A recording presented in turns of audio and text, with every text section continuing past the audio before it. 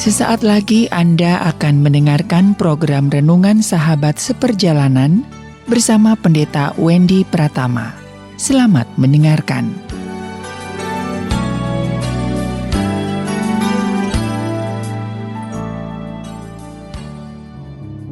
Selamat berjumpa kembali dalam layanan audio Sahabat Seperjalanan. Hari ini adalah hari Kamis 22 Juli 2021. Tema renungan dan saat teduh kita dengan judul Mentalitas Nomor 1. Lebih tepatnya adalah penyakit mentalitas nomor 1. Firman Tuhan terambil dalam Matius pasal yang ke-20 ayat yang ke-28. Demikian bunyi firman Allah. Sama seperti anak manusia datang bukan untuk dilayani, melainkan untuk melayani dan untuk memberikan nyawanya menjadi tebusan untuk banyak orang. Mari kita berdoa.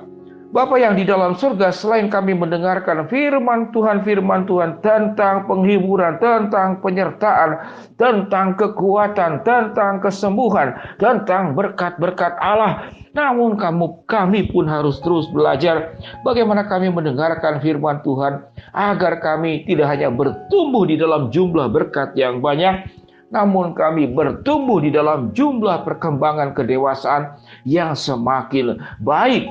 Di dalam nama Tuhan Yesus kami berdoa. Amin.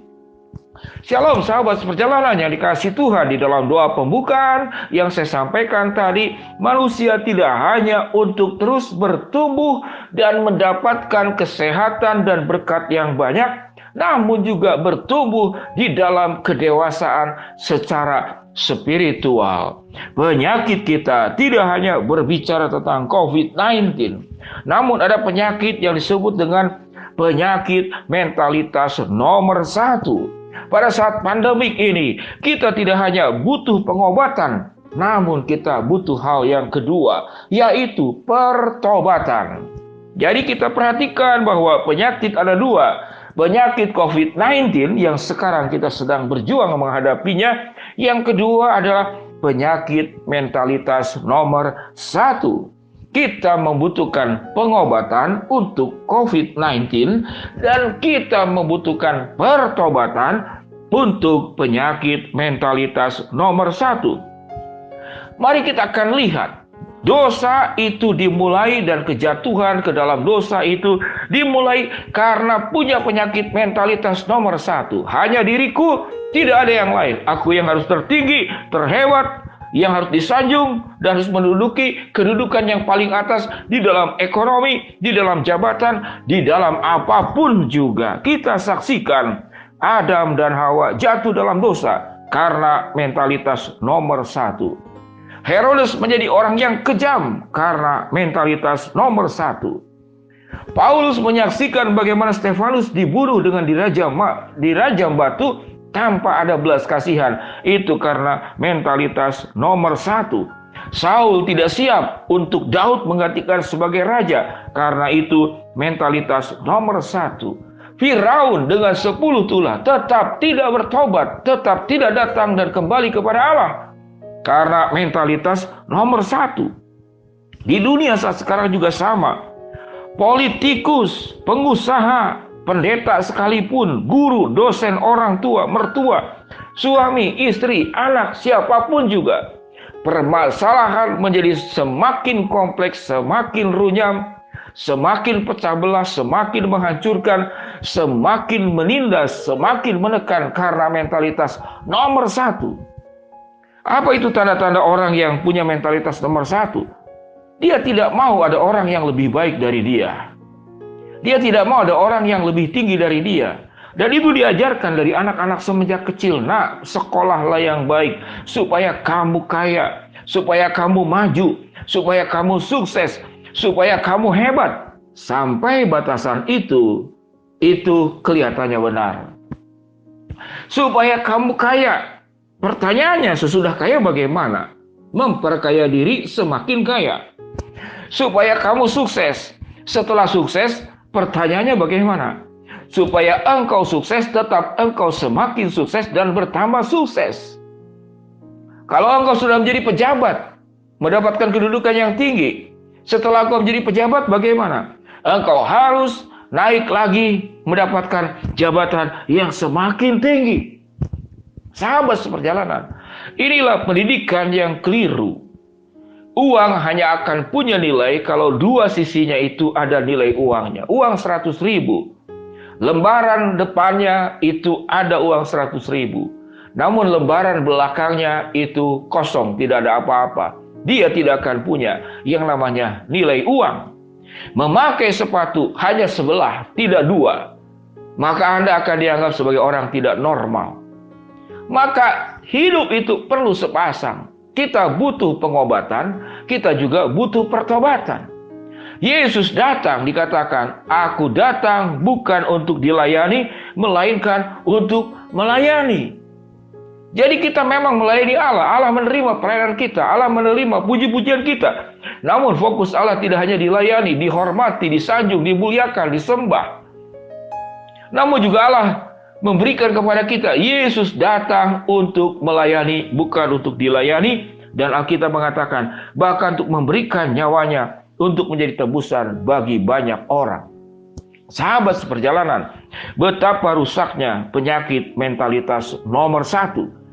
Semua dosa, kalau kita boleh katakan, itu bersumber karena mentalitas nomor 1. Sehingga orang yang punya mentalitas nomor 1, tatkala tidak tercapai keinginannya, tidak terwujud keinginannya, dia akan berbagai macam cara untuk mewujudkan. Orang tersakiti, orang tersingkir, orang terintimidasi, orang dimanipulasi, dia tidak peduli. Yang penting saya terus semakin maju, semakin tinggi. Kalau kemudian ada orang yang mengkoreksi, dia menjadi pribadi yang keras kepala. Kalau dia gagal, dia menjadi orang yang penuh dengan dendam, iri. Kemudian ingin membalas dan bisa menjadi pribadi yang kejam. Hidupnya hanya berorientasi kepada karpet merah yang tergelar untuk dirinya berjalan di atas karpet merah. Sementara Yesus datang ke dalam dunia bukan berjalan di atas karpet merah, namun perjalanannya adalah perjalanan berdarah-darah merah sampai di bukit Golgota. Itulah bedanya antara Yesus dan diri kita. Sahabat seperjalanan yang dikasihi Tuhan, sebagai pendeta pun berbahaya. Saat ini pandemik, pendeta, mimbar pendeta disingkirkan Tuhan. Dalam kondisi pandemik, pengusaha disingkirkan, konsumen berkurang. Apalagi bagi para dokter yang biasa kemudian melayani. Saat ini dokter pun terpapar oleh COVID-19. Orang yang kaya sekalipun, saya dengarkan berita ada seorang kaya yang meninggal. Dia punya 3 jet pesawat pribadi dan banyak sekali. Di hadapan COVID-19, kita menjadi pecundang. Karena siapa juara saat ini? Juara sementara dalam kondisi pandemi ini adalah COVID-19, bukan dirimu.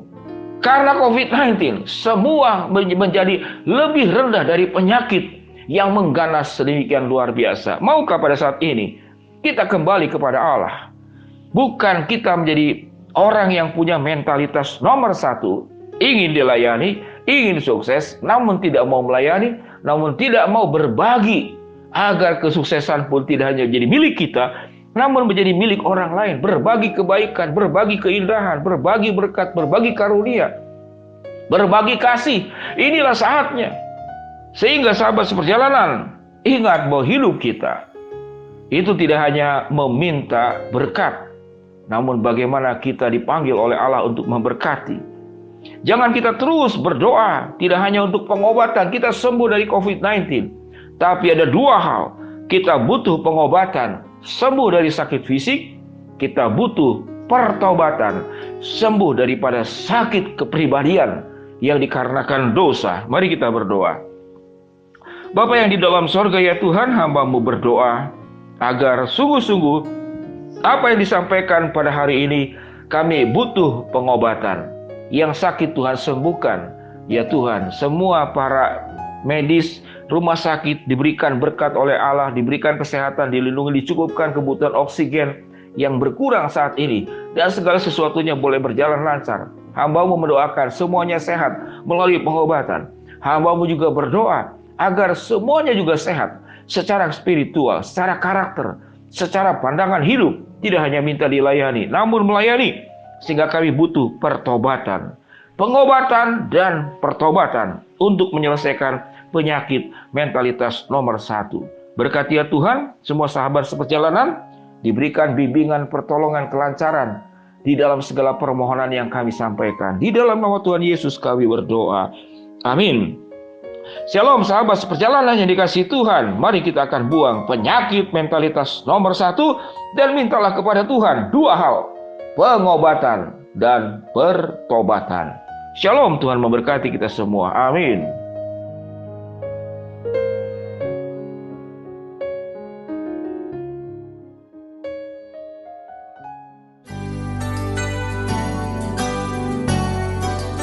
Anda baru saja mendengarkan program Renungan Sahabat Seperjalanan bersama Pendeta Wendy Pratama.